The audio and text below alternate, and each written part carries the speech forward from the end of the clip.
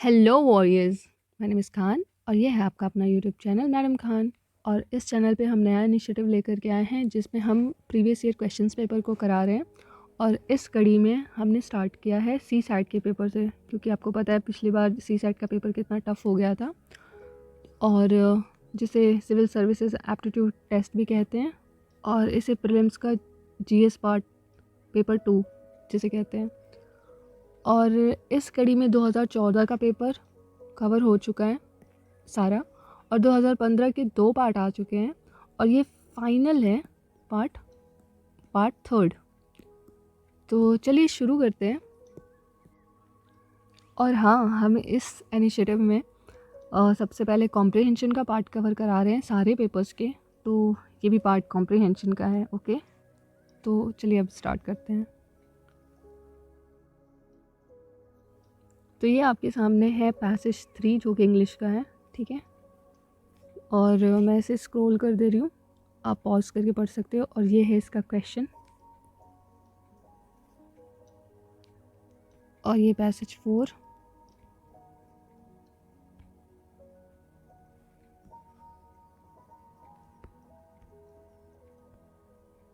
और ये इसका क्वेश्चन 44।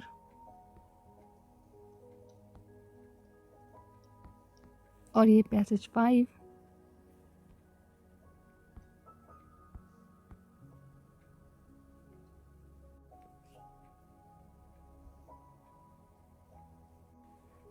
और ये पैसेज 5 का क्वेश्चन, और उसी पैसेज का सेकंड क्वेश्चन। और ये है पैसेज 6।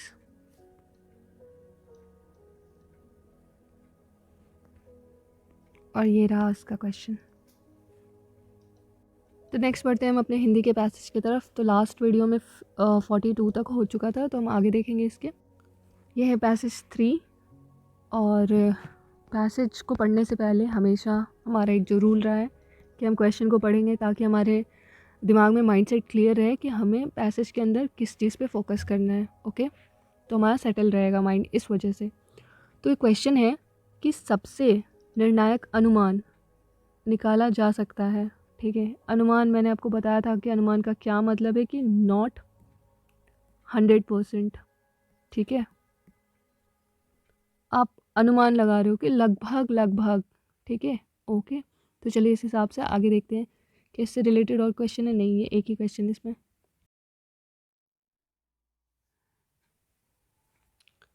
तो पैसेज क्या कहता है, तो चलिए रीड करते हैं कि खुले में मल त्याग अनर्थकारी हो सकता है जब यह अति सघन आबादी वाले क्षेत्रों में व्यवहार में लाया जा रहा हो, जहाँ मानव मल को फसलों, कुओं, खाद्य सामग्रियों और बच्चों के हाथों से दूर रहना असंभव होता है, ठीक है। मतलब वो हर तरीके से आपके साथ ये गंदगी फैल जाती, जुड़ी रहती है। ओके, भौम जल यानी कि ग्राउंड वाटर जो होता है, वहाँ पे भी खुले में किए गए मल त्याग से संदूषित हो जाता है, मतलब वो भी गंदा हो चुका है। आहार में अनेक रोगाणु, कृमियाँ, बीमारियाँ फैलाते हैं। वे शरीर को कैलोरी और पोषक तत्वों का अवशोषण करने के लायक नहीं रहने देते। ऐसा क्या हुआ है, भारत के लगभग आधे बच्चे, ठीक है, लगभग आधे बच्चे कुपोषित बने रहते हैं। इनमें से लाखों उन रोग दशाओं से मर जाते हैं जिनसे बचाव संभव था। अतिसार यानी कि डायरिया के कारण भारतीयों के शरीर औसत रूप से उन लोगों से छोटे हैं जो अपेक्षाकृत गरीब देशों के हैं। ओके, जहाँ लोग खाने में अपेक्षाकृत कम कैलोरी लेते हैं। न्यून भार यानी अंडरवेट माताएं ऐसे अविकसित स्टैंडर्ड बच्चे पैदा करती हैं। स्टैंडर्ड यानी कि ज़्यादा मतलब विकसित नहीं हो पाते हैं, बौने रह जाते हैं, जो आसानी से बीमारियों का शिकार हो सकते हैं और अपनी पूरी संज्ञानात्मक संभावनाओं, कॉग्निटिव पोटेंशियल को विकसित करने में असफल रहते हैं, ठीक। जो रोगाणु पर्यावरण में निर्मुक्त हो जाते हैं, वे न केवल अमीर और गरीब बल्कि शौचालयों का प्रयोग करने वालों को भी एक समान हानि पहुंचाते हैं, ठीक है। मिला जुला के इसमें मेन गंदगी के बारे में दिया गया है, मल के बारे में दिया गया है, और जिसके फैलने से क्या क्या उसके कारण होने वाले जो परिणाम हैं, ठीक है। उसकी वजह से बीमारियां फैल रही हैं, लोगों की मृत्यु हो रही है, पोषण नहीं मिल पा रहा है, उसके कारण अंडरवेट रह जा रहे हैं, स्टैंडिंग की प्रॉब्लम आ रही है, मतलब बौनेपन की प्रॉब्लम आ रही है। और इसकी वजह से जो लोग शौच का प्रयोग कर रहे हैं वो भी बीमार हो रहे हैं, क्योंकि वो वातावरण में रोगाणु जो है वो फैल रहा है। तो ये पूरे इसका साथ चल रहा है। तो चलिए देखते हैं ऑप्शंस क्या हैं। पहला ऑप्शन ए है कि भारत के केंद्रीय और राज्य सरकारों के पास इतने पर्याप्त संसाधन नहीं है कि प्रत्येक घर के लिए एक शौचालय सुलभ करा सके। तो इस बारे में तो कोई ज़िक्र ही नहीं हुआ है, ठीक है। तो और परिणाम भी नहीं निकालना है, इस काम को अनुमान निकालना है, तो इस बारे में कोई भी ज़िक्र नहीं हुआ है पैसेज में, इसलिए ये कैंसिल हो गया, ठीक है। दूसरा है कि खुले में मल त्याग भारत की सर्वाधिक महत्वपूर्ण लोक स्वास्थ्य समस्या है, ठीक। ये ऐसा भी मेंशन नहीं है कि सर्वाधिक महत्वपूर्ण लोक स्वास्थ्य समस्या यही है, और भी बहुत सारी समस्याएं हैं, ठीक है। तो यहाँ पे सर्वाधिक लिखा हुआ है, ठीक है। तो ये भी एक एक्सट्रीम वर्ड है जिसकी वजह से ये कैंसिल हो जाएगा, ठीक है। और यहाँ पे ये जो प्रत्येक घर है, ठीक है, एक तो ये बात ही नहीं लिखी गई है, दूसरा प्रत्येक घर यानी कि 100% वाली बात, तो 100% तो है ही नहीं, ठीक। ऑप्शन सी है कि खुले में मल त्याग भारत के कार्यबल वर्क फोर्स की मानव पूंजी यानी ह्यूमन कैपिटल में हरास लाता है, ठीक है। तो ये कॉमन सी बात है कि हर जगह पे अगर मतलब खुले में मल त्याग होगा तो इस तरीके की समस्याएं आएंगी। तो हम इसको रखते हैं लिस्ट में, हम पहले डी का पढ़ लेते हैं कैसे है। तो ऑप्शन डी में है कि खुले में मल त्याग सभी विकासशील देशों की लोक स्वास्थ्य समस्या है। क्या ये सभी देशों के बारे में बात कर रहा है यहाँ पे? नहीं, ये भी एक एक्सट्रीम वर्ड है, तो हम इस हिसाब से भी इसको एलिमिनेट कर सकते हैं। इस हिसाब से सी हमारा आंसर होगा, ठीक। सभी यानी फिर से वही 100% की बात, तो 100% ऐसा कुछ भी नहीं है, मतलब दूसरे हिसाब से अगर आप सोचें तो। और सभी एक एक्सट्रीम वर्ड है, सॉरी। तो इस हिसाब से हमारा ऑप्शन सी सही होता है। तो देखते हैं हम अगला क्वेश्चन, पैसेज नंबर 4। और पढ़ने से पहले कि क्या पूछ रहा है, तो ऊपर वाले पैसेज में ये पूछ रहे हैं कि दिए गए पैसेज का सर्वोत्तम सारांश, ठीक है। सारांश क्या है, मतलब क्या निकलता है इसका, छोटे से पार्ट का पूरा क्रक्स क्या है, ठीक है, मीनिंग क्या है इसका। तो चलिए पढ़ते हैं। तो दिया गया है कि हम सामान्यतः लोकतंत्र की बात करते हैं, पर जब किसी विषय विशेष पर बात आती है तो हम अपनी जाति या समुदाय या धर्म से संबंध रखना ज़्यादा पसंद करते हैं। जब तक हम इस तरह के प्रलोभन से ग्रस्त रहेंगे, हमारा लोकतंत्र एक बनावटी लोकतंत्र बना रहेगा, ठीक है। हमें इस स्थिति में होना चाहिए कि मनुष्य की इज्जत मिले और विकास के अवसर उन तक पहुँचे जो उनके योग्य हैं, ना कि उन्हें जो अपने समुदाय या प्रजाति के हैं। हमारे देश में पक्षपात का यह तथ्य बहुत असंतोष है और दुर्भावना के लिए उत्तरदायी रहा है। मिला जुला के इसमें ये कहा गया है कि लोकतंत्र का मायने बताया गया है कि किसी धर्म विशेष या समुदाय विशेष, जाति विशेष के मतलब विशेष के साथ आप संबंध ना जोड़ें, मनुष्य को मनुष्य की इज़्ज़त करें और उसे विकसित होने के लिए, डेवलप होने के लिए जो उसकी योग्यता है उसके अनुसार उसको चीज़ें मुहैया कराई जाएँ, उसके विकास में योगदान दिया जाए। असल में वो लोकतंत्र है, ये इस पैसेज का सार है। अब देखते हैं कि वर्ड्स में क्या इसे सबसे ज़्यादा एक्सप्लेन करता है। पहला ऑप्शन क्या दिया हुआ है कि हमारे देश में अनेक जातियों, समुदायों और धर्मों की अत्यधिक विविधता है। क्या ये इसका सारांश है? नहीं, हम इस पैसेज में समानता की बात कर रहे हैं कि सबको उनकी योग्यता के हिसाब से उनको अवसर प्रदान हो, तो इसका कोई मतलब नहीं बनता, ठीक है। ये सारांश नहीं हो सकता, तो ये कैंसिल हो जाएगा। सच्चा लोकतंत्र सभी को समान अवसर देकर ही स्थापित किया जा सकता है। ये थोड़ा करीब लग रहा है, लेकिन आपको लगेगा अच्छा इसमें सभी वर्ड लिखा हुआ है, तो ये कैंसिल हो सकता है, ठीक है। यहाँ एक्सट्रीम वर्ड है इस वजह से, बट हम इसको रखेंगे आगे के ऑप्शंस को पढ़ने के बाद, ओके। तो ऑप्शन सी जो है वो कहता है कि अब तक हम में से कोई भी वास्तव में लोकतंत्र का अर्थ समझ नहीं सकता। क्या ये पैसेज कहता है कि हम लोग अभी तक कोई भी लोकतंत्र का अर्थ नहीं समझ सका है? नहीं, कोई भी का बात नहीं है यहाँ पे। और पैसेज में ये बात समझाई गई है कि भाई हमें जाति और धर्म और समुदाय से हट करके समान अवसर के बारे में बात करनी चाहिए। तो वो उसमें समझाया गया, पैसेज के हिसाब से हमें सोचना है। तो इस हिसाब से ये भी कैंसिल हो गया। डी, हमारे लिए कभी संभव नहीं होगा कि हम अपने देश में सच्चा लोकतांत्रिक शासन स्थापित कर सकें। ये तो कभी भी नहीं पॉसिबल है भाई साहब कि ये सही हो जाए, कभी संभव ही नहीं है। तो ये तो एक तो पहली बात, कोई भी सारांश वगैरह जो होता है वो इतनी नेगेटिव बातें नहीं करते हैं, ठीक है। अगर कोई अगर पैसेज लिखा जाता है, स्पेशली पेपर के हिसाब से बता रही हूँ, तो वहाँ नेगेटिव सारांश या निष्कर्ष नहीं दिया जाता है जनरली। तो ये भी एक्सट्रीम वर्ड की तरह यूज़ हो रहा है कि हमें कभी भी संभव नहीं होगा कि हम अपने देश में सच्चा लोकतांत्रिक शासन स्थापित कर सकें। तो इस पैसेज के हिसाब से ये मैसेज तो नहीं जा रहा, ठीक। तो ये कैंसिल हो गया, आपको खुद पढ़ने से भी लगेगा। और इस हिसाब से एलिमिनेशन के हिसाब से बी सही है। और अगर आप एलिमिनेट नहीं कर भी रहे हो तो भी आपको ये कैसे सही लगेगा, क्योंकि आप बोलोगे कि भाई यहाँ तो अब एक्सट्रीम वर्ड है कि सभी लिखा हुआ है तो इसको कर देना चाहिए कैंसिल। नहीं, यहाँ पे लिखा हुआ है समान अवसर। क्या किसी भी पैसेज में, ना इसमें ना डी में समान अवसर की बात नहीं की गई है। और पूरे पैसेज में जो सार है वो समान अवसर पे है, ना कि जाति धर्म पे, ना कि लोकतंत्र के जो मायने हैं समझ में आ रहे हैं नहीं आ रहे हैं। उसका मेन मायना क्या निकल रहा है, समान अवसर का। तो समान अवसर जो कीवर्ड है वो सिर्फ इस पैसेज में है, पैसेज बी में। इस वजह से ये सही होता है। आप सिर्फ ये एक्सट्रीम वर्ड्स देख करके ही नहीं अंदाज़ा लगा सकते कि सभी लिखा है, इसलिए कैंसिल कीजिए। आपको बहुत सारे कोचिंग और यूट्यूब पे ना ऐसे टीचर्स बहुत सारे क्वेश्चंस पास्ट ईयर्स के दिखाएंगे जिसमें ये सारे ट्रिक्स लगते हैं एक्सट्रीम वाले, लेकिन वो सारे क्वेश्चन वही उठा करके लेके आते हैं जिसमें वो ट्रिक्स लग रहे होते हैं, ठीक है।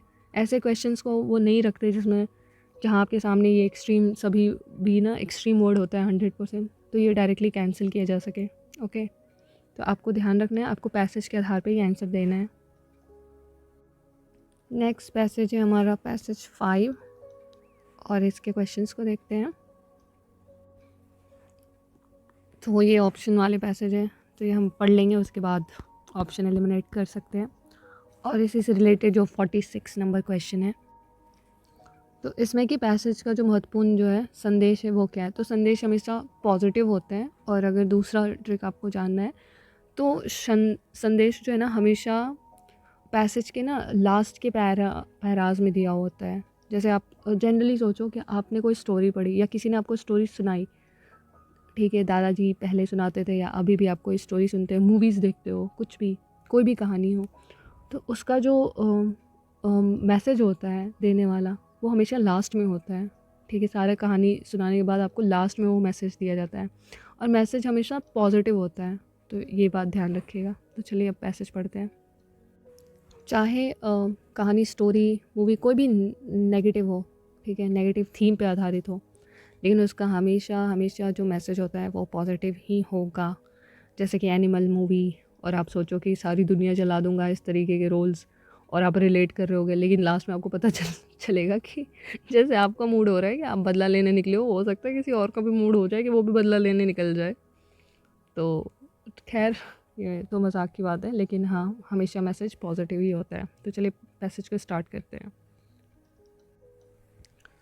तो पैसेज कहता है कि बचत संग्रहण हेतु, ठीक है, यानी सेविंग के लिए सुरक्षित, विश्वसनीय और वैकल्पिक वित्तीय जो साधन है, यानी फाइनेंशियल इंस्ट्रूमेंट्स प्रदान करने वाली जो औपचारिक वित्तीय संस्थाओं का होना स्थापित किया जाना मूलभूत रूप से आवश्यक है। यानी सेविंग करने के लिए आपको कोई ना कोई संस्थान ज़रूरी है। बचत करने के लिए व्यक्तियों को बैंक जैसी सुरक्षित और विश्वसनीय वित्तीय संस्थाओं के सुलभ होने की और उपयुक्त वित्तीय ये साधनों और पर्याप्त वित्तीय प्रोत्साहनों की आवश्यकता होती है। इस तरह की सुलभता भारत जैसे विकासशील देशों में और उस पर भी ग्रामीण क्षेत्रों में सभी लोगों को हमेशा उपलब्ध नहीं है, ठीक है। तो ये जो बैंक वाली जो सुविधा है वो भारत जैसे जो विकासशील देश हैं वहाँ के ग्रामीण क्षेत्रों में सभी लोगों को अभी उपलब्ध नहीं है। बचत से गरीब, ये देखिए लास्ट लाइन है तो आप ध्यान दीजिएगा, बचत से गरीब परिवारों को नकदी प्रवाह की अस्थिरता के प्रबंधन में मदद मिलती है, ठीक है। उपभोग में आसानी होती है, और कार्यशील पूंजी के निर्माण में मदद मिलती है।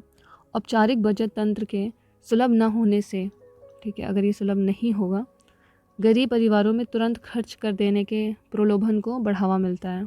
ठीक है, कि अगर ये तंत्र नहीं होगा, ठीक है, तो गरीब जो परिवार है उनके खर्चे ज़्यादा बढ़ जाएंगे, उनको सेविंग करने का कोई मोटिवेशन नहीं मिलेगा। ओके, पहला क्वेश्चन क्या कह रहा है कि अच्छा, सबसे पहले यहाँ ध्यान दीजिए कि सही वाला हमको आंसर फाइंड करना है। इससे भी गेम पलट जाता है, तो इस बात का भी ध्यान रखिएगा। तो हमें सही आंसर ढूंढना है। तो पहला जो स्टेटमेंट दिया गया है इसमें कि भारतीय वित्तीय संस्थाएं ग्रामीण परिवारों को अपने बजट के संग्रह के लिए कोई वित्तीय साधन उपलब्ध नहीं कराती। क्या ऐसी बात है कि कोई वित्तीय साधन उपलब्ध नहीं कराती है? नहीं, यहाँ पे साफ साफ लिखा हुआ है कि ग्रामीण क्षेत्रों में सभी लोगों को हमेशा, ठीक है, उपलब्ध नहीं है। उपलब्ध नहीं वाली बात तो लिखी है, लेकिन हमेशा उपलब्ध नहीं है। ठीक है, तो ये बात ध्यान में रखिएगा। इस हिसाब से वो स्टेटमेंट हो गया गलत। तो हमेशा की बात की गई, तो ये स्टेटमेंट हो गया गलत। तो एक कैंसिल हुआ, तो ये और ऑप्शन सी कैंसिल हो गया। और स्टेटमेंट भी, गरीब परिवार उपयुक्त वित्तीय संसाधनों के सुलभ न होने के कारण अपनी आय बचत को व्यय करने के ओर प्रवृत्त होते हैं, यानी कि उन्मुक्त होते हैं। तो हाँ, ये लास्ट में आपने पढ़ा था कि ऐसा है। ठीक है, कि औपचारिक बचत तंत्र नहीं होने पे, सुलभ ना होने पर गरीब परिवार जो है तुरंत खर्च करने के प्रलोभन को बढ़ावा मिलता है। ठीक है, तो यहाँ पे लिखा हुआ है ये। तो इस हिसाब से स्टेटमेंट 2 जो है वो करेक्ट। नेक्स्ट क्वेश्चन है कि संदेश क्या है। तो संदेश ये है कि अधिक बैंकों को आप एक चीज़ इस पे ध्यान रखेंगे कि बहुत सारे जो ऑप्शंस दिए जाते हैं ऐसे संदेश, निष्कर्ष और इस तरीके की चीज़ों में, जो लास्ट में क्रक्स पूछे जाते हैं, उसमें क्या होता है कि वो स्टेटमेंट इस तरीके से दिए होते हैं कि आपको लगेगा कि सारे के सारे ही सही हैं। सही होते भी हैं कहीं ना, मतलब किसी ना किसी इसमें, लेकिन मात्राओं में कमी होती है। ठीक है, कि कितने % सही हैं, तो उनमें से जो सर्वाधिक मतलब सही होने के करीब होगा, जिसमें बहुत सारी चीज़ें समाहित होंगी, वो ऑप्शन सही होते हैं।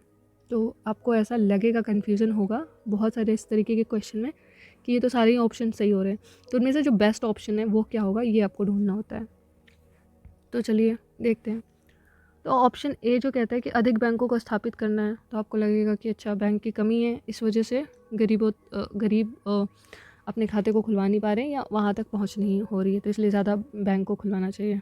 फिर आपको लगेगा जो ऑप्शन बी है कि सकल घरेलू उत्पाद यानी जीडीपी की समृद्धि दर को बढ़ावा देना। खैर ये तो कुछ है ही नहीं, ये तो कैंसिल ही समझो, सीधा सीधा, ऐसी कोई बात ही नहीं कही गई है। सी ऑप्शन है कि बैंक जमा, जो डिपॉजिट है उस पर ब्याज दर को बढ़ा दो। ठीक है, ताकि लोग ज़्यादा से ज़्यादा बैंकों में पैसे जमा कर सके, सेविंग कर सके। तो आपके दिमाग में ना ये भी आएगा। ठीक, और चौथा जो डी ऑप्शन है कि वित्तीय समावेशन को प्रोत्साहित करना। ठीक, इसमें से जो डी ऑप्शन है वो करेक्ट है, क्योंकि वित्तीय समावेशन के अंतर्गत बहुत सारी और भी चीज़ें समावेशित हो जाती हैं। ये बात भी समावेशित हो जाती है, ये बात भी समावेशित हो जाती है, और ये भी बात कहीं ना कहीं समावेशित हो जाती है। ठीक है, तो इस हिसाब से डी ऑप्शन हमारा करेक्ट है। आई होप कि मैं सही से समझा पा रही होंगी। तो नेक्स्ट हमारा जो पैसेज है, पैसेज 6, तो चलिए इसका क्वेश्चन देख लेते हैं। तो इसका क्वेश्चन है कि पैसेज में सर्वाधिक तार्किक धारणा बनाई जा सकती है। यहाँ इंग्लिश में भी सेम क्वेश्चन है, मोस्ट लॉजिकल अजम्पशन, अजम्पशन है यहाँ पे। ठीक है, धारणा मीन्स अजम्पशन यानी कि अनुमान।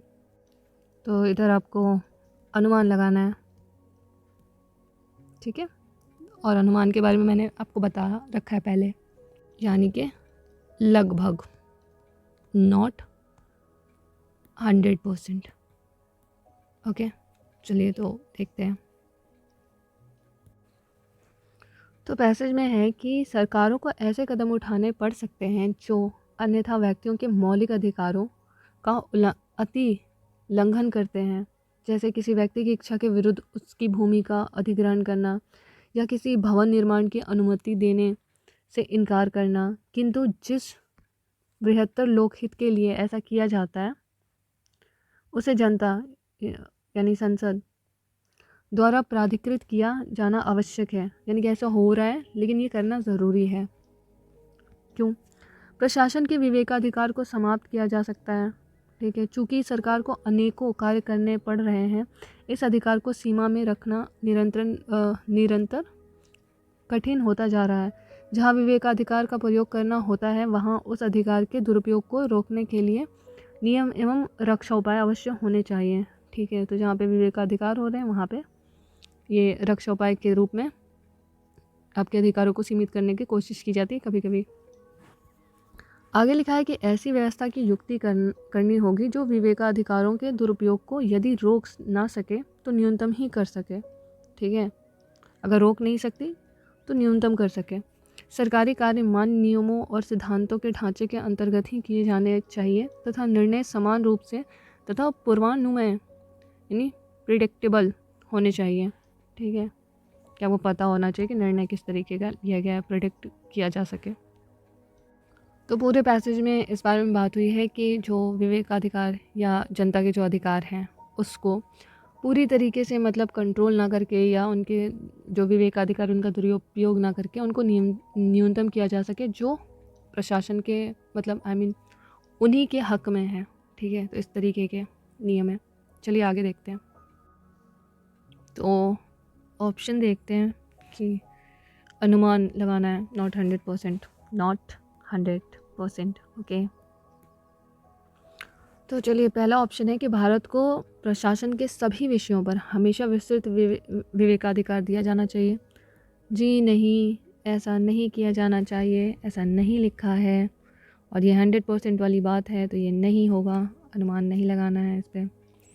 ऑप्शन बी, प्राधिकार के अनन्य विशेषाधिकार के प्रभावी होने की अपेक्षा, ठीक है, नियमों और रक्षोपायों की सर्वोच्चता अभिभावी होनी चाहिए। तो ऐसी बात कही तो गई है पैसेज में, पर हम इसको पेंडिंग में रखते हैं, आगे पढ़ते हैं। तो ऑप्शन सी है, संसदीय लोकतंत्र तभी संभव है यदि सरकार को अपेक्षाकृत अधिक विस्तृत विवेकाधिकार प्राप्त हो। नहीं, ऐसी कोई बात नहीं कही गई है, इसमें लिखा गया है ये रक्षोपाय वाली बात, ओके।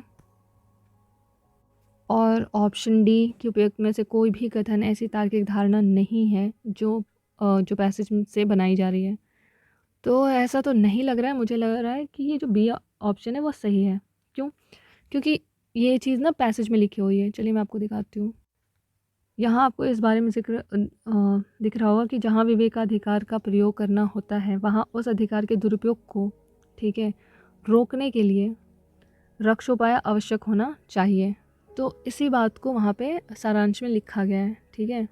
लगभग कि ऐसा होना चाहिए वाली बात है, ठीक है, नॉट 100%, ऐसा होना चाहिए। तो इस सबूत के हिसाब से भी, प्रूफ के हिसाब से भी ये आंसर भी सही होता है। नेक्स्ट पैसेज है आपका इंग्लिश का पैसेज 1, ठीक है। तो ये स्क्रॉल कर देते हैं और ये है इसका क्वेश्चन, और ये पैसेज 2, और ये यहाँ रहा इसका क्वेश्चन 62, और ये पैसेज 3, और ये उसका क्वेश्चन। चलिए हम अपने हिंदी के पैसेज की तरफ चलते हैं। ये हमारा पहला पैसेज, चलिए शुरू करते हैं। और इसका क्वेश्चन पहले हम देखेंगे, क्वेश्चन क्या कह रहा है। तो क्वेश्चन कहता है कि सर्वाधिक तार्किक, तर्कसंगत और महत्वपूर्ण संदेश क्या है। नेगेटिव नहीं होगा, okay, keep in mind. Positive होगा हमेशा, और अगर आपको लगे भी नहीं कि पॉजिटिव है या न्यूट्रल है, तो कम से कम नेगेटिव तो नहीं होगा। आप इस तरीके से उसको एलिमिनेट कर सकते हो। बहुत सारे क्वेश्चंस स्पेशली सीसैट के, अभी से लेकर के 2023 से पहले के भी, कि आप एलिमिनेशन मेथड आपका सबसे ज़्यादा स्ट्रॉन्ग हो जाता है और उस हिसाब से भी आप करेक्ट ऑप्शन के पास पहुंचते हो, ठीक। तो खैर, इस्तेमाल चाहे कोई भी ट्रिक हो, सही आंसर तक आपको पहुंचना चाहिए। तो पैसेज कहता है कि भारत सतत उच्च मुद्रास्फीति यानी कि इन्फ्लेशन से ग्रस्त रहा है। निर्देशित कीमतों में वृद्धि, मांग और पूर्ति में असंतुलन, रुपए के अवमूल्यन से बदतर हुई आयातित मुद्रास्फीति और सट्टेबाजी, इन सब ने मिलकर उच्च मुद्रास्फीति को बनाए रखा है। यदि इन सभी में कोई एक समान तत्व है कोई एक समान तत्व है तो वो है कि इनमें से कई आर्थिक सुधारों के परिणाम हैं। अरे, तो समान तत्व क्या है कि कई आर्थिक सुधारों के परिणाम है। आगे क्या लिखा है कि अंतर्राष्ट्रीय कीमतों में बदलाव के प्रभाव के प्रति भारत की सुभेद्यता यानी कि वनरेलिबिलिटी क्या है? हाँ सही तो है यार। व्यापार उदारीकरण के साथ साथ और बढ़ती है। कभी कभी कोई कोई वर्ड्स ना अटक जाते हैं बिल्कुल। खैर, उपदानों को कम करने के प्रयासों के कारण उन वस्तुओं की कीमतों में निरंतर वृद्धि हुई है जो निर्देशित है। ठीक है, तो कुछ इसके आधार पे जो परिणाम निकले हैं उसमें कुछ वस्तुओं की कीमतों में भी वृद्धि हुई है। ठीक है, कुछ कारण हैं जिसकी वजह से मुद्रास्फीति बढ़ी है। ठीक है, जो कि कई आर्थिक सुधारों का परिणाम है। तो अब देखते हैं कि क्या है ऑप्शन। तो ऑप्शन ए देखते हैं कि संदेश क्या है। तो मौजूदा परिस्थितियों में यानी जो भी पैसेज में जो परिस्थितियाँ बनाई गई हैं उसके हिसाब से भारत को पूरी तरह से व्यापार उदारीकरण की नीतियों एवं अभी उपादानों से बचना चाहिए। नहीं। क्या ये पूरी तरीके से हमें करना चाहिए? नहीं, ऐसा कुछ नहीं किया गया है। कुछ नीतियों पे इसका प्रभाव पड़ रहा है, लेकिन हमें ये स्टेप उठाना चाहिए नहीं कि सभी उपादानों और पूरी तरीके से जो व्यापार का उदारीकरण है उससे हमको पीछे हटना चाहिए। नहीं, तो ये हो गया कैंसिल। ऑप्शन बी क्या है? संदेश हमेशा पॉजिटिव ध्यान रखिएगा। तो ये नेगेटिव साउंड कर रहा है कि सबको हटाओ, सबसे बचो। ठीक। ऑप्शन बी, अपनी विशिष्ट सामाजिक आर्थिक स्थिति के कारण भारत अभी व्यापारिक उदारीकरण की प्रक्रियाओं के लिए तैयार नहीं है। ये भी नेगेटिव साउंड कर रहा है कि ऐसा नहीं है। नहीं, और पैसेज में भी ऐसी कोई बात नहीं की गई है और ना ही इसका संदेश उस तरीके से निकल रहा है। ऑप्शन सी क्या है कि निकट भविष्य में भारत में सतत निर्धनता एवं मुद्रास्फीति की समस्याओं का कोई समाधान नहीं है। फिर कोई समाधान नहीं है, नेगेटिव। ठीक है, नेगेटिव बात की जा रही है, तो ऐसी बात नहीं करनी चाहिए। ऑप्शन डी अब तो करेक्ट ही होगा, लेकिन इसमें क्या है? आर्थिक सुधार प्रायः उच्च मुद्रास्फीति वाली अर्थव्यवस्था उत्पन्न कर सकते हैं। हाँ, तो ये ऑप्शन सही है और आपको ये बात पैसेज में भी लिखी गई है। तो यहाँ जो उच्च मुद्रास्फीति है, यहाँ पे आप देख सकते हो कि उच्च मुद्रास्फीति को बनाए रखा है। क्यों और ये क्या है, ये किस तरीके का तत्व है? तो कई आर्थिक सुधारों का परिणाम है। ठीक है, आर्थिक सुधारों का परिणाम है उच्च मुद्रास्फीति। ठीक, तो इस हिसाब से भी D will be the correct answer. Next move करते हैं हम पैसेज 2 की तरफ। ठीक है, और अब हम इसका क्वेश्चन पढ़ेंगे। तो इस पैसेज में दिया गया है कि आपको सबसे अधिक, ठीक है, विश्वासप्रद स्पष्टीकरण क्या है? ठीक है, दिए गए पैसेज में और नीचे दिए गए ऑप्शंस में। अब इसका इंग्लिश भी हम देख लेते हैं कि क्या है। 62, तो 62 में लिखा हुआ है कि मोस्ट कन्विंसिंग एक्सप्लेनेशन, यानी कि ऐसा एक्सप्लेनेशन जिसको आपको पढ़ने के बाद, समझने के बाद ये लगे कि बात तो खैर सही है। ठीक है, तो खैर चलिए देखते हैं कि पैसेज में क्या है। तो पैसेज कहता है कि कोई भी अधिकार परम, अनन्य और अनुल्लंघनीय नहीं है। ठीक है, नहीं है भाई। इसी तरह व्यक्तिगत संपत्ति के अधिकार को उसकी कल्पित वैधता के वृहत्तर संदर्भ में देखा जाना चाहिए। व्यक्तिगत संपत्ति के अधिकार में स्वतंत्रता के सिद्धांत का समानता के सिद्धांत के साथ और इन दोनों का सहयोग सिद्धांत के साथ समन्वय होना चाहिए। ओके, तो इसमें लिखा हुआ है मूलतः कि कोई भी अधिकार ऐसा नहीं हो कि उसका उल्लंघन होना चाहिए। ठीक है, मतलब सर्वोपरि अधिकार नहीं है। और जो व्यक्तिगत संपत्ति का अधिकार है उसका जो वृहद रूप में, ठीक है, वैधानिक तौर पे, ठीक है, अधिकारों के साथ स्वतंत्रता के साथ ओवरलैप्स करना चाहिए साथ में, ताकि समन्वय के साथ कुछ सहयोग मिल सके। इस तरीके की बात है। चलिए ऑप्शन के हिसाब से हम देखते हैं कि क्या निकलता है। तो ऑप्शन ए है कि व्यक्तिगत संपत्ति का अधिकार संविधियों और धर्म ग्रंथ द्वारा विविधता, मतलब कानूनी तौर पे समर्थित एक नैसर्गिक अधिकार है। नहीं, ऐसे कोई धर्म ग्रंथ और संवैधानिक ऐसी कोई बात नहीं कही गई है। धर्म ग्रंथ की तो बिल्कुल भी बात नहीं की गई है पैसेज में, तो इस हिसाब से ये गलत होता है। ऑप्शन बी जो है कि व्यक्तिगत संपत्ति एक चोरी है तथा शोषण का उपकरण है, अंततः व्यक्तिगत संपत्ति का अधिकार आर्थिक न्याय का उल्लंघन है। तो ऐसी नेगेटिव बात तो नहीं की गई है, ठीक है। समन्वय की बात की गई है, चोरी की बात नहीं की गई है, शोषण की बात नहीं की गई है, ठीक है। तो इस हिसाब से ये गलत हो जाता है। ऑप्शन सी जो है व्यक्तिगत संपत्ति का अधिकार वितरण न्याय का उल्लंघन है, वितरण न्याय का उल्लंघन है तथा सहयोग के सिद्धांत को नकारता है, सहयोग के सिद्धांत को नकारता है। यहाँ पे ऐसी कोई नेगेटिव बात नहीं कही गई है, सहयोग के समन्वय की बात की गई है, ठीक है।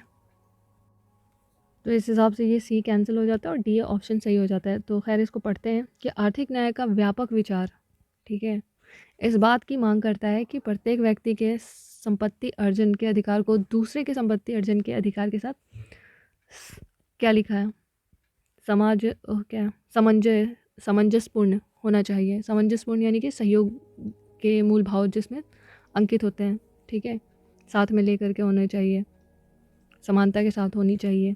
तो ये यहाँ पे इसका आपको लगेगा कि बात तो खैर सही है, और यहाँ पे आपको प्रूफ भी दिखेगा, भी दिखाया था कि सहयोग के सिद्धांत के साथ समन्वय। पैसेज 3 और उसका देखते हैं कि क्वेश्चन 63 क्या है। तो सर्वोत्तम सारांश, ठीक है, सारांश मतलब पैसेज का मीनिंग क्या है। तो पैसेज पढ़ते हैं कि इसमें लिखा है कि मानव एवं राज्य के मध्य संघर्ष उतना ही पुराना है जितना कि राज्य का इतिहास। यद्यपि सदियों से राज्य एवं व्यक्ति के प्रतिस्पर्धी दावों के बीच तालमेल बनाने का प्रयास हुआ है, किंतु समाधान अभी भी दूर प्रतीत होता है। तालमेल हुआ, कोशिश की गई है, लेकिन अभी भी समाधान दूर प्रतीत होता है। यह मुख्यतः इसलिए है, अब इसकी वजह भी बता रही है, क्योंकि मानव समाज की प्रकृति गतिशील है, ठीक है, गतिशील है, जिसमें पुराने मूल्यों और विचारों ने निरंतर नए मूल्यों और विचारों को स्थान दिया है। ओके, यह स्पष्ट है कि यदि व्यक्तियों को बोलने और कार्य करने की निरपेक्ष स्वतंत्रता दे दी गई तो उसका परिणाम अव्यवस्था। परिणाम क्या निकलेगा कि अगर आपको स्वतंत्रता दे दी गई किस चीज़ की, बोलने की, कार्य करने की अपने हिसाब से, तो परिणाम तो अव्यवस्था, विनाश और अराजकता में हो सकता है, क्योंकि निरंतर इसमें क्या है, मानव के जो सामाजिक प्रकृति है वो गतिशील है निरंतर। तो इस हिसाब से परिणाम तो अव्यवस्था और विनाश, अराजकता फैल सकती है। अब देखते हैं ऑप्शन क्या है। पहला ऑप्शन है कि राज्य और व्यक्ति के दावों के बीच संघर्ष अनसुलझा बना रहता है। हाँ, तो ये प्राचीन काल से ही है जो अनसुलझा रहता है, क्योंकि मानव गतिशील है, उसकी प्रकृति जो है वो गतिशील है। तो इसको हम ऑप्शन में रखेंगे। आगे पढ़ते हैं। बी जो है अराजकता और अव्यवस्था लोकतांत्रिक परंपराओं के स्वाभाविक परिणाम है। ये भी आपने पैसेज में पढ़ा है, ठीक है, तो इसको भी यहाँ पे रखते हैं। ये आपको लगेगा कि सही है, ठीक है, मतलब ये स्टेटमेंट तो दिया ही हुआ है पैसेज में। नेक्स्ट है सी कि मानव समाज की गतिशील प्रकृति के बावजूद प्राचीन मूल्य, विचार और परंपराएं बनी रहती हैं। नहीं, ये निरंतर बदलती रहती हैं। ये गलत है, पैसेज के हिसाब से सोचना है हमें, तो ये गलत हो गया। और ऑप्शन डी जो है कि फ्रीडम ऑफ स्पीच यानी जो बोलने की स्वतंत्रता है उसकी संवैधानिक जो गारंटी है समाज के हित में नहीं है। ऐसी कोई बात कही नहीं गई है पैसेज के अंदर, तो खामखा दिमाग नहीं लगाना, तो ये कैंसिल हो गया। अभी जो दो ऑप्शन हैं ए और बी, तो ये बात भी सत्य है कि राज्य और व्यक्ति के बीच में जो संघर्ष है वो अभी सुलझा हुआ नहीं है। और भी सही है कि अराजकता और अव्यवस्था लोकतांत्रिक परंपराओं के स्वाभाविक परिणाम है, ठीक है। लेकिन आपका ऑप्शन ए करेक्ट होगा। क्यों? क्योंकि ये जो स्टेटमेंट है ये करेक्ट है, परिणाम है जो स्टेटमेंट लिखा हुआ है, लेकिन ये बात इस बात का परिणाम है, ऊपर वाली लाइन का परिणाम है कि राज्य और व्यक्ति के दावों के बीच संघर्ष अनसुलझा हुआ है, बना हुआ है, ठीक है, जिसके कारण क्या हो सकता है, अराजकता और अव्यवस्था लोकतांत्रिक परंपराओं के स्वाभाविक परिणाम निकलते हैं।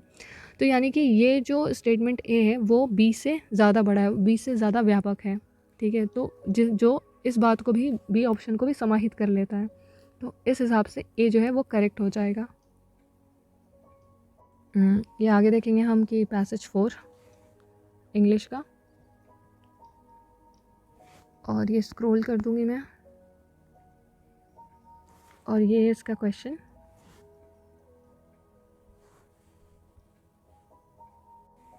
ये 65 क्वेश्चन,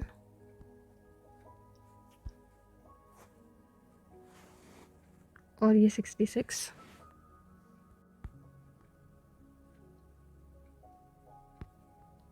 और ये 67।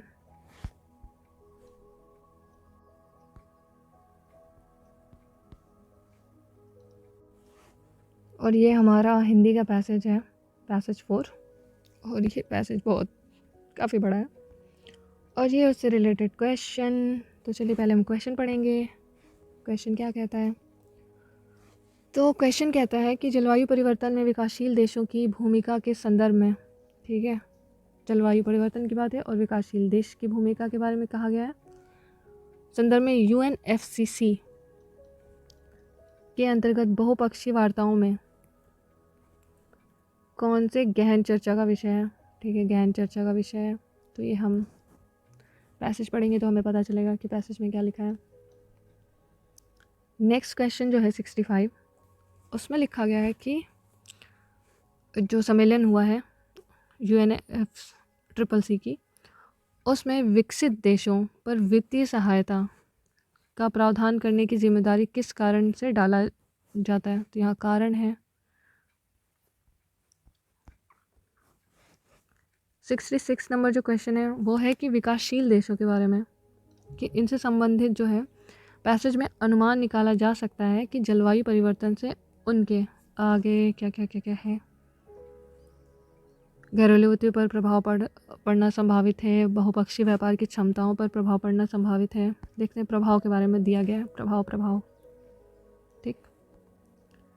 और नेक्स्ट क्वेश्चन है 67 कि जो दिया गया पैसेज है इनमें से किस एक पर अनिवार्यतः विचार विमर्श किया गया है? तो दिए गए जो नीचे ऑप्शन है उनमें से किस पे अनिवार्यता मतलब जो विचार विमर्श किया गया, कौन सा मेन मुद्दा है? ठीक है, तो वैसे जलवायु परिवर्तन पे ही हुआ है, तो जलवायु परिवर्तन से ही संबंधित होगा। खैर हम लोग चलते हैं पैसेज की तरफ। तो ऑप्शन को ध्यान में रखते हुए, मतलब क्वेश्चन को ध्यान में रखते हुए हम आगे बढ़ते हैं कि जलवायु परिवर्तन एक ऐसा जटिल नीतिगत मुद्दा है जो वित्त पर व्यापक प्रभाव डालता है। ठीक है, जलवायु परिवर्तन से निपटने वाले हर प्रयास में अंतर लागत शामिल है, यानी पैसा बहुत ज़रूरी है। भारत जैसे देशों के लिए, यानी कि जो विकासशील देश हैं, यहाँ भारत का मतलब ये है, अनुकूलन, अडॉप्टेशन तथा निम्नीकरण यानी मिटिगेशन की योजनाओं और परियोजनाओं के अभिकल्पन और कार्यान्वयन के लिए निधियन यानी जो फंडिंग है अति आवश्यक है, ज़रूरी है, फंडिंग की बहुत ज़रूरी है विकासशील देशों यानी भारत जैसे देशों के लिए। निधि का अभाव यानी पैसों का अभाव अनुकूलन योजनाओं के कार्यान्वयन में एक बड़ी बाधा है। जलवायु परिवर्तन पर संयुक्त राष्ट्र फ्रेमवर्क कन्वेंशन यानी जो है आपको United nation framework convention of climate change UNFCCC के अंतर्गत बहुस्तरीय वार्ताओं में, ये एक बहुस्तरीय वार्ताओं में विकासशील देशों के द्वारा उनके घरेलू न्यूनीकरण तथा अनुकूलन कार्यों के संवर्धन के लिए अपेक्षित वित्तीय सहायता का पैमाना तथा परिणाम सघन चर्चा के विषय हैं। तो चर्चा का विषय हमको मिल गया है, ये हमारे उसमें क्या है कि विकासशील देशों में निम्नीकरण अनुकूलन कार्यों के लिए वित्त की सहायता ज़रूरी है। ये सम्मेलन विकसित देशों पर वायुमंडल में ग्रीन हाउस गैसों के जमाव में उनके योगदान के आधार पर वित्तीय सहायता का प्रावधान करने की समान रूप से जिम्मेदारी डालता है। तो विकसित देशों पे क्यों, कारण क्या है? ग्रीन हाउस गैस वो उन्होंने बहुत ज़्यादा अपने समय पे उत्सर्जित किया है, इस वजह से उनको जिम्मेदारी दी गई है कि आप भाई वित्तीय सहायता दें। इस कार्य की मात्रा तथा उसके लिए निधियों की आवश्यकता को देखते हुए विकासशील देशों की मौजूदा और अनुमानित जो प्रोजेक्टेड है आवश्यकताओं के लिए ज़रूरी घरेलू वित्तीय संसाधन कम पड़ने की संभावना है। तो जो विकासशील देश हैं उनके लिए जो घरेलू वित्तीय संसाधन है वो कम पड़ सकते हैं अगर वो इस तरीके के प्रोजेक्ट में अपना हाथ डालते हैं, तो क्योंकि वो विकासशील देश हैं, पैसे पहले से कम हैं। इस सम्मेलन यानी कि कन्वेंशन की बहुपक्षीय क्रियाविधि के माध्यम से किया गया वैश्विक निधियन जो सम्मेलन है, इसमें क्या आ गया है इसके माध्यम से वैश्विक निधियन निम्नीकरण प्रयासों के वित्तीय पोषण के लिए उनकी घरेलू क्षमताओं में वृद्धि करेगा। तो इस सम्मेलन से ये होगा कि इसके माध्यम से वित्तीय पोषण दिया जाएगा, उसमें मदद की जाएगी। ओके, चलिए तो ऑप्शन की तरफ चलते हैं हम अपने क्वेश्चन की तरफ। तो आपका जो पहला क्वेश्चन है 64 कि जलवायु परिवर्तन में विकासशील देशों की भूमिका के संदर्भ में UNFCCC के जो बहुपक्षीय वार्ता हैं उस पर किस बारे में चर्चा की गई है, कौन सा विषय रहा। ठीक है, तो ऑप्शन ए है स्टेटमेंट ए सॉरी कि फर्स्ट स्टेटमेंट है कि अपेक्षित वित्तीय सहायता का पैमाना तथा परिणाम। ठीक, तो हाँ ये सही है। स्टेटमेंट बी जो है, ठीक है, वो क्या है कि विकासशील देशों में जलवायु परिवर्तन के कारण होने वाले उपज की हानि। उपज के बारे में हमने कब बात करी है? उपज के बारे में इस पैसेज में कोई भी बात की ही नहीं गई है। ठीक है, तो इस हिसाब से ये हो गया कैंसिल, और अगर 2 कैंसिल होता है तो ये भी कैंसिल होता है और ये भी कैंसिल होता है। और अब तीसरा है कि विकासशील देशों में निम्नीकरण तथा अनुकूलन कार्यों का संवर्धन करना, तो ये सही है। इस हिसाब से हमारा सी ऑप्शन सही होता है। नेक्स्ट क्वेश्चन है कि विकसित देशों पर वित्तीय सहायता का प्रावधान करने की जिम्मेदारी किस कारण से डाला गया है? कारण क्या है कि क्यों बोला जा रहा है कि भाई जो डेवलप कंट्री है आप ही हमको पैसे दोगे? तो पहला ऑप्शन है जो स्टेटमेंट है कि उनका प्रति व्यक्ति आय का उच्चतर स्तर है। ऐसी कोई बात नहीं की गई है पैसेज में कि भाई तुमने ग्रीन हाउस गैस में बहुत योगदान दिया है इस वजह से तुमको करना चाहिए। तो एक ऑप्शन गलत हो जाता है, तो इस हिसाब से ये कैंसिल और ये भी कैंसिल और सी सही हो जाता है। खैर फिर भी हम पढ़ लेंगे। स्टेटमेंट जो 2 है वो है कि जीडीपी में अधिक मात्रा है, नहीं ये भी कैंसिल है। और ग्रीन हाउस गैसों का जो जमाव है उसमें इनका योगदान है, तो सी सही है। 66 नंबर जो क्वेश्चन है वो कहता है कि विकासशील देशों के संदर्भ में जो है आपको अनुमान निकाला जा सकता है कि जलवायु परिवर्तन से उनके, अब स्टेटमेंट पहला दिया गया है कि क्या अनुमान निकाला जा सकता है विकासशील देशों पर, तो घरेलू वित्त पर प्रभाव पड़ना संभावित है। तो ये करेक्ट है क्योंकि यहाँ पे देखो आप ज़रूरी घरेलू वित्तीय संसाधन कम करने की संभावना है, यानी इस पर प्रभाव पड़ सकते हैं। ठीक, तो ये सही है। और दूसरा है कि बहुपक्षीय व्यापार की क्षमता पर प्रभाव पड़ना संभावित है। ये आपको ऐसा लग रहा होगा कि ये सही है क्योंकि आप अनुमान लगा रहे हो, ठीक है, लेकिन अनुमान यहाँ पे निकाला भी गया कि अनुमान, ठीक, तो यहाँ आपको अनुमान लगा भी रहे हो कि ये सही है, ठीक है, लेकिन ये स्टेटमेंट जो है वो पैसेज में नहीं लिखा हुआ कहीं पे। व्यापार से संबंधित कोई भी जो बात है वो पैसेज में की ही नहीं गई है, तो इस हिसाब से ये अनुमान हमारा गलत हो जाता है। तो 2 कैंसिल हो जाएगा और 1 जो है वो सही हो जाएगा। 67 नंबर जो क्वेश्चन है उसमें दिया गया है कि किस एक पर अनिवार्यता विचार विमर्श किया गया है। तो इस पैसेज में किसी एक पर विचार में विमर्श किया गया, तो मैं आपको वो स्टेटमेंट ही पहले दिखा देती हूँ या फिर हम ऑप्शन पढ़ने के बाद उसको जस्टिफाई करेंगे। चलिए, तो ऑप्शन ए दिया गया है कि निम्नीकरण हेतु सहायता देने के बारे में विकसित और विकासशील देशों के बीच द्वंद्व है। ठीक, तो सहायता देने के बारे में बात की गई है, चलो इसको हम रखेंगे, अभी आगे देखते हैं। तो ऑप्शन बी जो है विकसित देशों द्वारा प्राकृतिक संसाधनों के अति शयन दोहन के कारण जलवायु परिवर्तन का होना है। ये भी आपको सही लग रहा होगा, ठीक है। ऑप्शन सी अनुकूल योजनाओं को कार्यान्वित करने में सभी देशों की राजनीतिक इच्छा शक्ति में कमी, तो ऐसी बात नहीं लिखी गई है, ये कैंसिल है। जलवायु परिवर्तन के परिणाम के कारण विकासशील देशों की शासन समस्याएं, तो शासन समस्याओं से संबंधित तो खैर ऐसी कोई बात नहीं की गई है। सहायता, वित्तीय सहायता से संबंधित बात की चर्चा हो रही है, ये भी कैंसिल है। और ये जो ए और बी ऑप्शन है, ठीक है, तो ये भी ऑप्शन भी स्टेटमेंट सही, मतलब स्टेटमेंट लिखा गया सही है, लेकिन आपको क्वेश्चन क्या पूछ रहा है कि अनिवार्यता विचार विमर्श है, यानी कि मेन मुद्दा रहा है बातचीत का। तो मेन मुद्दा हमारा रहा है बातचीत का कि आप वित्तीय सहायता दें। देखिए यहाँ पे लिखा UNFCCC का जो बहुस्तरीय वार्ता है उसमें विकासशील देशों द्वारा उनके घरेलू निम्नीकरण तथा अनुकूलन कार्यों के संवर्धन के लिए अपेक्षित वित्तीय सहायता। ठीक है, ये इसका क्या है, चर्चा का विषय है। तो क्या इस किसी भी ऑप्शन में वित्तीय सहायता के बारे में बात की गई है? नहीं। तो ये इस हिसाब से भी कट हो जाता है, इसमें भी वित्तीय सहायता की बात नहीं है, इसमें भी वित्तीय सहायता की बात नहीं है। और यहाँ पे आपको ये स्टेटमेंट सही लग रहा है, लेकिन ऑप्शन के हिसाब से वित्तीय सहायता के बारे में है मुख्य चर्चा, यहाँ पे है सहायता का जिक्र। ठीक है, तो इस हिसाब से ये ऑप्शन ए सही होता है। तो खैर इसी के साथ हमने कर लिया है आज 2015 का जो कॉम्प्रिहेंशन का पार्ट है वो कंप्लीट। ओके, तो पूरा पेपर कंप्लीट हो चुका है 2015 का कॉम्प्रिहेंशन का केवल पार्ट। ओके, तो thank you so much for watching and listening, और इसी तरीके से सपोर्ट करते रहिए।